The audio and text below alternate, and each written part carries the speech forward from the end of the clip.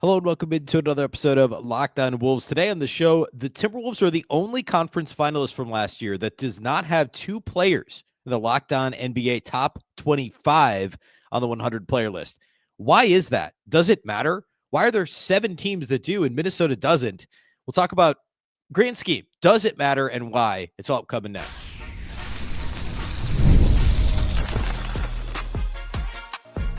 You are Locked On Timberwolves, your daily Minnesota Timberwolves podcast. Part of the Locked On Podcast Network, your team every day. Hello and welcome to the Locked On Wolves podcast, part of the Locked On Podcast Network, your team every day. My name is Ben Beecken. I'm the host of Locked On Wolves. Happy Thursday, everybody. Hopefully you are having a fantastic week so far. A big thank you here off the top for making Locked On Wolves your first listen every single day. Of course, you can listen anywhere. You can watch on YouTube and also in the Locked On Sports Minnesota app on Roku and Amazon Fire TV. Today on the show, we're going to jump right into talking more about the Locked On NBA Top 100 list and specifically about we talked about Wolves, individual Wolves players, right? Like where Julius Randle ranks, where Rudy Gobert ranks. Those are the two most controversial in my mind. The last couple of days, we talked about guys who are ranked ahead of them that should not have been. And we've talked more kind of generally about the list compared to the list that I compiled and submitted as part of this process we did at Locked On NBA. But today I want to look at contenders and where their players rank on the list. And I noticed that Minnesota was the only conference finalist that did not have two players in the top 25. In fact, 7 teams have 2 players in the top 25 on the list, and Minnesota does not. So I want to talk about why that is, what that means about Minnesota. What does it say about their roster construction? And, dig in a bit more on some of the contenders as well. So pretty interesting breakdown here today. We'll hit a couple Wolves notes at the end regarding the end of the roster, some staff changes, etc. And we'll do all that here next. We'll actually jump right in right now into the top 100, though. So I think, like, on its face, if you were to tell me, hey, there was a conference finalist team last year, if I didn't know anything about the teams that were in the conference finals, right? And like I was in a coma for the last 6 months. And then you said, hey, can you get to the conference finals without 2 top 25 players? I mean, can you? Yeah, it's pretty unlikely, right? Like as a general rule, the best teams in the league, everybody talks about a big 3, right? Everybody talks about a big 3. That's changed a little bit especially with the second apron and some of that stuff. Can a team truly have a big 3? Not really, but a lot of times it's a big 2. And if you're going to win a title, it's going to be a superstar duo.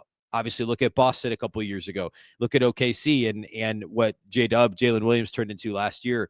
You can look at, the teams that lost in the finals that got there. I mean, like Dallas pre-Luka trade did not have a big, I mean, I guess they kind of did with Kyrie, but as we saw in this list, like Kyrie he's not the same guy he was when he went to the finals and won with LeBron several years ago. So, but at the very least, you got to have more than one star. Right? So there's 7 teams that had at least 2 players in the top 25. And actually, nobody had 3 in the top 25. There was one team that had 3 players in the top 27. I'd give you 3 guesses, and I bet it would take you all 3 to maybe guess who it is. But I want to start with the 7 teams that have 2 guys in the top 25. So last year's champion, of course, OKC. Last year's runner-up to the title, Indiana. Boston, who would have been a runner-up had it not been for the Tatum injury, or I guess still was a runner-up. The Knicks, another one that's fairly obvious. Cleveland, and then both LA teams, the Lakers and the Clippers.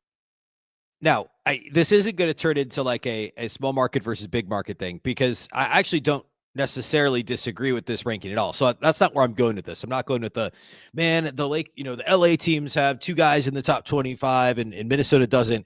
I mean, I didn't rank 2 Timberwolves in the top 25, right? So this is going to be about roster construction and also does it speak more to Anthony Edwards and how good he is, or does it speak more to the depth of the Timberwolves roster, right? Because I can't argue against any of these really. I mean, there's a couple that I might have had slight differences on, but if you want to look at the guy, I mean, like it's pretty obvious, right? The Lakers, obviously, Luka and LeBron. The Knicks, Brunson and Towns, like I had those guys both in my top 25. Boston, Tatum, despite the injury, and Jaylen Brown. I think I had Jaylen Brown. Yeah, I had him in my top 25 too. The Clippers obviously have 2 guys further down, Kawhi, and then James Harden was in the 24 spot on the list, I had James Harden down at 33 on my list. So I did not have James Harden in my top 25. Cleveland, Donovan Mitchell, Evan Mobley. That's a hard one. You can't argue with that either. The Pacers, Halliburton and Siakam. I mean, I think both me and the national list have Siakam at 24, so it's close. But they're both in the top 25. You can't really argue with any of those. And I had Julius Randle, as we talked about yesterday or the day before on the show. Maybe yesterday, I had Julius at 39. The national list had him at 44. I thought that was or 43. I thought that was too low, but I still didn't have him in the top 25. So I'm not arguing that the Wolves should. I think this is it's more interesting than anything else that a conference finalist team had one player who's a consensus top 10 player, Ant, who is 5 on my list, 6 on the national list, and another guy who on the national list wasn't even in the top 40, Julius Randle. So the Wolves had one guy in the top 40 on the big list. Again, I had Julius at 39. So what does that say about the Timberwolves? What does it say about Ant? What does it say about the Timberwolves roster construction? I think it says more about the depth of Minnesota's roster than it does about Anthony Edwards. I think those are the two takeaways because of just how it does mean Anthony Edwards is incredible, obviously, right? But it also means that Minnesota was able to weather the storm of injuries, whether it was a month of no Rudy Gobert, a month of Julius Randle, a month plus of no Dante DiVincenzo. As Chris Finch said frequently last year, he's got 8 starters.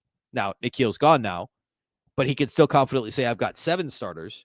And we'll see on Terrence Shannon Jr., right? Like he could easily step into that Nikhil role and be a starting caliber player. I think that's on the table, and we'll see, of course, what Rob Dillingham turns into as well. But it speaks to the overall depth of Minnesota's roster because you go even deeper than that 8 when a guy was hurt, somebody else had to step in and play. And whether that was TJ Shannon or Jalen Clark for stretches of time, I think it speaks to the depth of Minnesota's roster and honestly the coaching of Chris Finch, as much as anything else. And then also, like, we could talk, I mean, I mentioned the Pacers. I mean, I think before the injury, if Halliburton hadn't gotten hurt, I bet he's top 10 on this list. Like, I think he's probably ahead of LeBron. I think he's probably ahead of, let's see. I mean, I would have had him ahead of Wemby. Probably not ahead of a healthy Tatum on this list. I think a healthy Tatum's probably at the 5 or 6 spot, maybe even probably ahead of Ant. Yes, not probably. He would have been. You could have argued maybe Halliburton ahead of Donovan Mitchell, I think, especially given the finals run. But we're factoring in the injury here, trying to project out what would his value be when he returns from injury, essentially, is what we're trying to do here. But you look at the Pacers, they have 2 top 24 guys, but neither of them are in the top 10. Cleveland has number 9 and number 16. So it's not like they have a top 5 guy, but they're playing off of each other. They're helping each other. And another way to look at this is through the lens of the Karl-Anthony Towns trade. I mean, Cat's 19 on this list, and I had Cat 17 on my list. And Julius Randle's in the late 30s, high 30s, low 40s. So essentially a 20-spot difference between Cat and Julius Randle. And of course, this is intended to be a ranking of players in a vacuum. It's obviously not the end all be all, and we could talk about team fit, et cetera. And you know, I've talked a lot about how Julius Randle on the Wolves has turned out a lot better than I thought it would from an offensive standpoint for Minnesota. And we'll see what this looks like next year. I think it'll be even better for a number of reasons that I've already discussed, and we'll surely spend more time on as we get closer to the season. But I think that's an interesting lens to look at this through too. And Dante DiVincenzo didn't make the list. I had him just outside my top 100. He was not listed. I did just get a list of guys who just missed the cut, and DiVincenzo, like nobody was voting for Dante DiVincenzo. He was not thought of as anybody close to the top 100 for whatever that's worth. That said, I think he's in the 100 to 110 range, 101 to 110 range overall as a player. But you get him and Julius Randle, who's plus or minus 40, in exchange for Cat, who's in the 18 to 20 range. Again, it's a depth trade, and that's what Minnesota leaned on last year to success, obviously, with a 49 win season, and conference finals. Depth, of course, generally doesn't help you as much in the playoffs. It worked out for Minnesota in part due to Ant's high level play early in the playoffs, in part due to Julius Randle stepping up. And by the way, if Julius Randle hadn't flamed out in the conference finals the way he did, I bet he's sniffing the top 30, which shows how these lists are really a snapshot in time. And when we do this again in 12 months, it's going to look dramatically different. I want to talk about a couple of other notables here in the top 25, top 30, a couple of teams and the way that things shook out for them. We'll do all that here next. Today's episode of Locked On Wolves is brought to us by our friends at 5 Hour Energy. It is time to fuel up and turn it up with 5 Hour Energy Transfusion. This grape, ginger, and lime flavored shot brings the iconic taste of a golf course favorite to a non-alcoholic boost. Perfect for sinking birdies or making great memories with friends. It's a hole-in-one for your energy game. Whether you're out on the course or just need a little extra push to power through your day, 5 Hour Energy Transfusion delivers the clubhouse flavor that you love without ever leaving the green. Maybe you want a little boost from 5 Hour Energy to make the wildest shot you've ever made. Maybe it's a fluke, or maybe it's a well-calculated miracle that's boosted by 5 Hour Energy. I don't know. It's the perfect companion for hitting the greens here in this beautiful weather in early fall. Golf is all about good times with good people and good flavors. The grape, ginger, lime flavor of 5 Hour Energy Transfusion gives you the best parts of your clubhouse go-to without leaving the course or chasing down the bev cart. Now you can amp up the fun even more. Just buy, snap, and enter for a chance to win a dream golf trip for any golf tournament in the USA. Tee up the trip. Visit 5hewin.com for full rules and entry. No purchase necessary. Excludes the Masters tournament. Ends October 31st, 2025.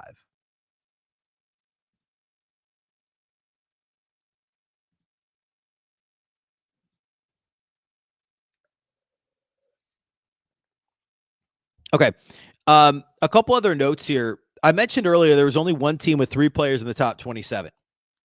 If I just said that, name a team that has 3 players in the top 27. OKC jumps to mind because they won the title, and like I didn't actually rank 3 guys in the top 27. I think I had Chet at 31, so it was close. So it's not OKC. It's not Indiana. Their third guy, let's see, where was their third guy? Lower, we'll say that. They don't have 3 guys in the top 27.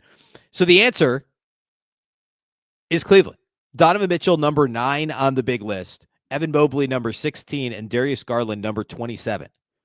Now, I had Darius Garland a bit lower on my list. I don't, I guess, have it directly in front of me, but I had him a little bit lower on my list. Oh, there it is. I guess I had him 28, so it was close. So I was basically on the same wavelength there. I had Mobley a slot higher than he was on the big list, and I had Donovan Mitchell a slot higher than he was on the big list. So 3 players in the top 27, obviously an incredible regular season for them, and injuries played a big role in how things shook out. But I thought that was interesting. And that stood out to me. Also, there's only 2 teams that had 6 players in the top 100, the Knicks and the Thunder. I promise I'm not going to do big market, small market, bias, who's on TV, all that stuff. But I was a little bit surprised when the Knicks had 6 players in the top 100. The Thunder isn't surprising, right? The Thunder isn't surprising at all. But the Knicks surprised me a little bit. Let's see. Oh, the other thing I wanted to hit is the Wolves versus the Rockets. If we look at the breakdown of their depth, because this is the one that I've been kind of, I don't know. What's the best way to say this? So the consensus offseason right now is that Denver and Houston had the best offseasons, right? And so it's if you ask anybody how the West shakes out, everyone's going to say, oh, OKC, obviously. I get that. And then it's some combination of Denver and Houston. And then I think a lot of people are putting Minnesota 4th. I mean, I've heard that a lot on national shows and seen people do that. But there's also buzz about LA teams, both LA teams. So I've been kind of bullish on this show about Minnesota, I think, still being 3rd in the West. And you could argue Denver, you could argue Houston. I would put Minnesota ahead of Houston. I'd put Denver 2, Minnesota 3. I think the Jokic thing plus improved depth for Denver puts them ahead of Minnesota. But I'm struggling to get there with Houston with a year older Kevin Durant. Yes, they're deep. Yes, they won the 2 seed last year, but they were like, 2 games out of like the 8 seed in the West or whatever it was, something like that. And so comparing those 2 rosters, just in the context of this list, Minnesota had 5 guys in the top 100. Houston only had 4 guys in the top 100. Minnesota had the number 6 guy in Anthony Edwards, but then their next highest was 43 at Julius Randle. The Rockets had Kevin Durant at 11 and Alperen Sengun at 36. So nobody in the top 10 for Houston, but they had 2 guys in the top 40. Minnesota only had 1. Amen Thompson's next at 49. So Houston had 3 top 50 guys. Minnesota had 2. Rudy Gobert is 51 on the list, so just 2 spots behind Amen Thompson. And then Fred VanVleet is at 64. Then the Wolves have Jaden McDaniels at 65 and Naz Reid at 81. So Houston had, however you want to look at it, 2 in the top 40. Minnesota has 1. Houston has 3 in the top 50. Minnesota has 2. If you want to look at the top 75, both rosters have 4, and then Naz Reid is in there at 81 to give Minnesota 5. I don't think it tells you a whole lot. It's kind of what I would have expected to see, right? Minnesota's roster is a little bit deeper, and their star is better than Houston's star. Right now, in a vacuum, and not like who would you rather have for the next 5 years, but in a vacuum, Anthony Edwards is objectively a better player than Kevin Durant. Is Kevin Durant a better mid-range shooter? Yes. Is Anthony Edwards a better overall player than Kevin Durant? Yes. I don't think there's any question about that. Sitting here right now, that's the only thing that we're trying to solve for.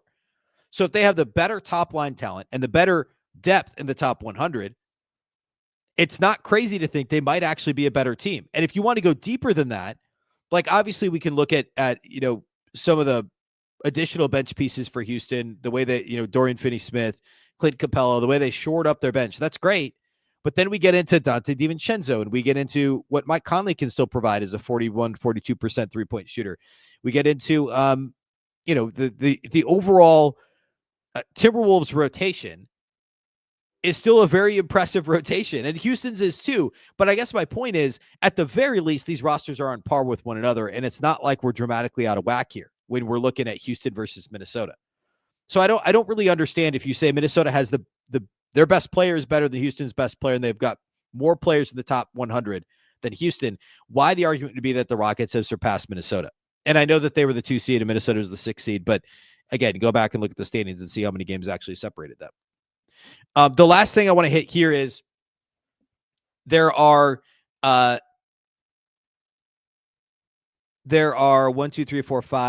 teams. Actually, there's 7 teams with 5 or more players in the top 100. We talked about OKC and New York already. The Wolves obviously are another. Boston, Cleveland, the Pacers, and the Nuggets are the other teams with 5 teams in the top 100. Compare that with the list that had 2 guys in the top 20, 5 players in the top 100. Compare that with the list of teams that had 2 guys in the top 25, and it's the same, but Minnesota gets added, and Denver gets added, because Denver has more of that roster depth than they do top heavy, right? Jamal Murray slid down this list, and I think our guys at Locked On Nuggets, or at least Matt at Locked On Nuggets, had Jamal Murray even lower than he was on the big list. So the depth of the rosters of Minnesota and Denver are superior, and they're not as top heavy. There's 2 teams that had 2 guys in the top 25, but don't have 5 players in the top 100. It's the 2 LA teams, the Clippers and the Lakers, which is fascinating. Top heavy rosters for both LA teams. Deeper rosters for Denver and for Minnesota. And Houston is, I guess, doesn't fall into either of these categories, which is also fascinating. So those are your top, the top 5 teams in the West. So I'll say that again more concisely. LA and the Lakers and the Clippers both have 2 players in the top 25, but do not have 5 players in the top 100. OKC is both because they're great. Minnesota does not have 2 players in the top 25, but they do have 5 in the top 100. Same with Denver. And Houston has neither. Houston does not have 2 players in the top 25, and they don't have 5 players in the top 100. They only have 4. So there's the top of the Western Conference is a fascinating blend of how these rosters have been built. I think the whole thing is super intriguing. And it's something we're going to keep coming back to. Like as we get into the season again, it has to be a little bit fluid just based on obviously injuries, but also how these teams come out of the gate. We're going to feel differently about this list here in just 2 months, probably. But it's a really interesting way to break down how the Western Conference looks sitting here right now in early September. All right. I want to close with a couple Wolves news and notes. We'll talk about the end of the roster. Is there an update there? Kind of, sort of. And then we'll also talk about some staff changes for the Wolves. We'll do all that here next.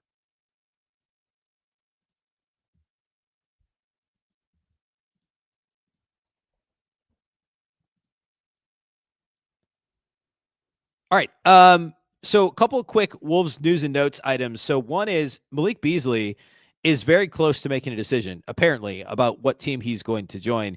A reminder that the Wolves, Knicks, and Cavs were the three teams, in addition to the Pistons, that had interest in bringing him in. Of course, I'm not going to go into everything about the legal issues he's had. Obviously, there's always something with Malik, but the gambling investigation is no longer the target of this federal I guess investigation, criminal investigation.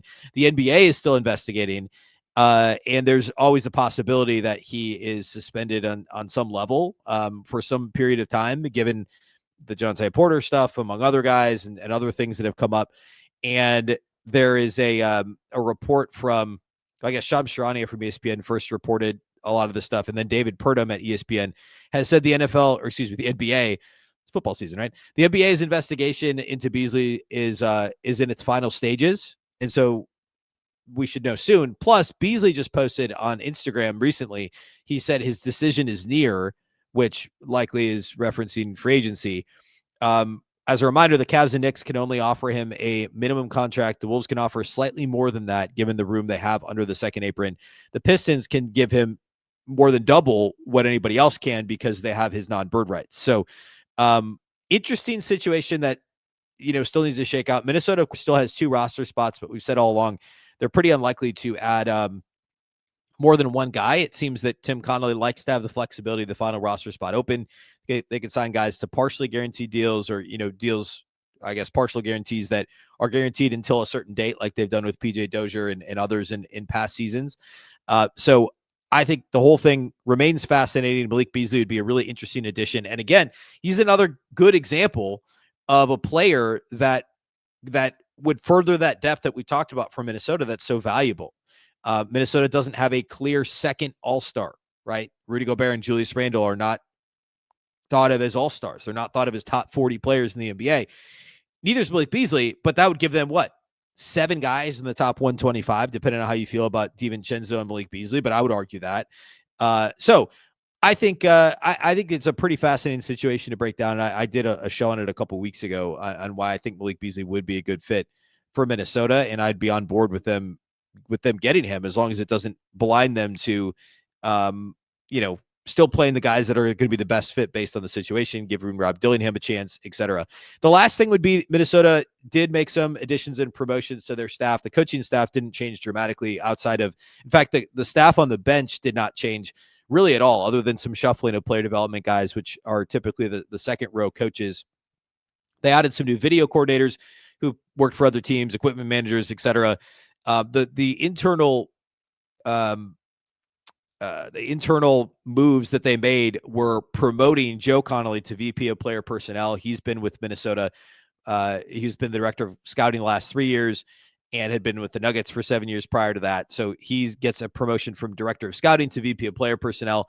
And then Chris Hines, different than the reporter Chris Hines. Chris Hines was assistant coach / director of player development in the past, and now he's being promoted to a full-time assistant coach role. He had previously been a player development coach. And remember, he coached the Summer League team last year. So, and he originally was hired to coach with the Iowa Wolves. So he's truly worked his way up from the G League to player development coach to second row assistant, and possibly, I believe it was Elston Turner that left in the offseason. I know one of the coaches left, and I believe it was him. So now Chris Hines becomes a front bench coach, presumably, and he's got a great relationship with Anthony Edwards. So that's definitely positive.